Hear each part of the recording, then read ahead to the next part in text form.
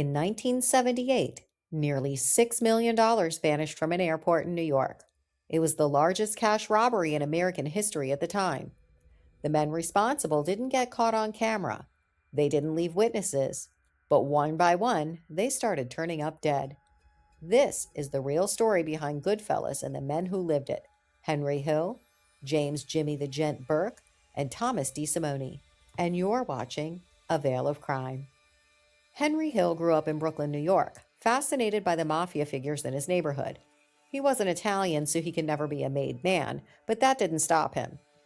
As a teenager, he began working for the Lucchese crime family, running errands, learning the business, and earning trust. Hill quickly became part of the crew led by James Burke, a powerful and feared associate.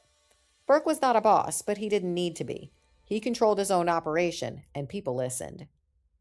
James Jimmy the Gent Burke was known for being calm, controlled, and extremely dangerous. He specialized in hijacking trucks, stealing cargo worth thousands, sometimes millions. Under his leadership, the crew carried out robberies, extortion, and illegal gambling operations.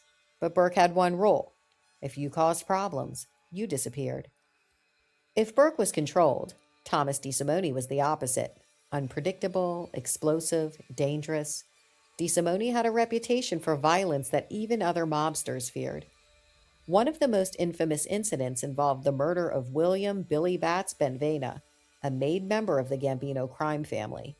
After a personal insult escalated, DeSimone brutally beat and killed Bats.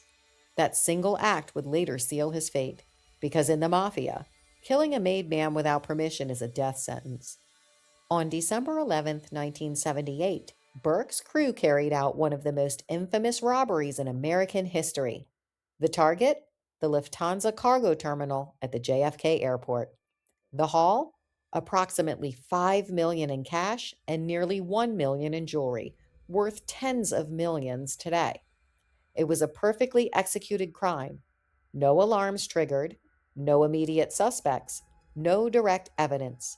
But what happened after the heist was even more shocking. Burke became paranoid.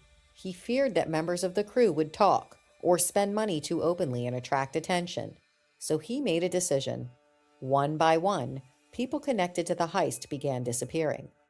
Some were found shot, others strangled. Some were never found at all. Among them were key participants in the robbery. The message was clear: loose ends would be eliminated. Not long after the Lufthansa heist, Tommy DeSimone was told he was about to become a made man.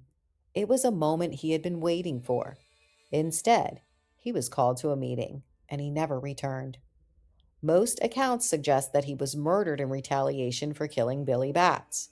His body was never recovered. While Burke eliminated threats, Henry Hill was spiraling. He became heavily involved in drug trafficking, something the Mafia discouraged.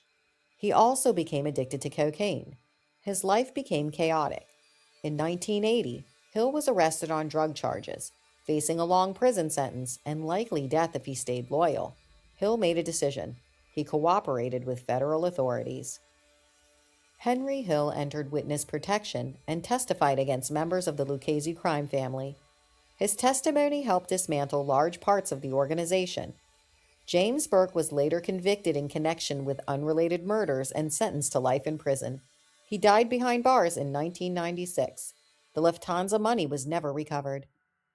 The story of Henry Hill and his crew became widely known after the publication of Wise Guy by Nicholas Pileggi. It later inspired the film Goodfellas, directed by Martin Scorsese. But the real story is darker, more violent, and far less glamorous. It is a story of loyalty, betrayal, and survival. They lived fast, they made millions, they believed they were untouchable. But in the end, the same world that gave them power turned against them. Because in the Mafia, success doesn't guarantee survival, and sometimes the biggest score you ever make is the one that gets you killed. If you enjoy real, historically accurate crime stories like this, make sure to subscribe to A Veil of Crime so you never miss what comes next.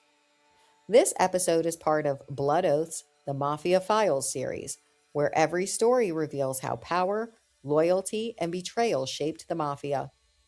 Watch the full series to see how these stories connect. because every oath leads to another crime.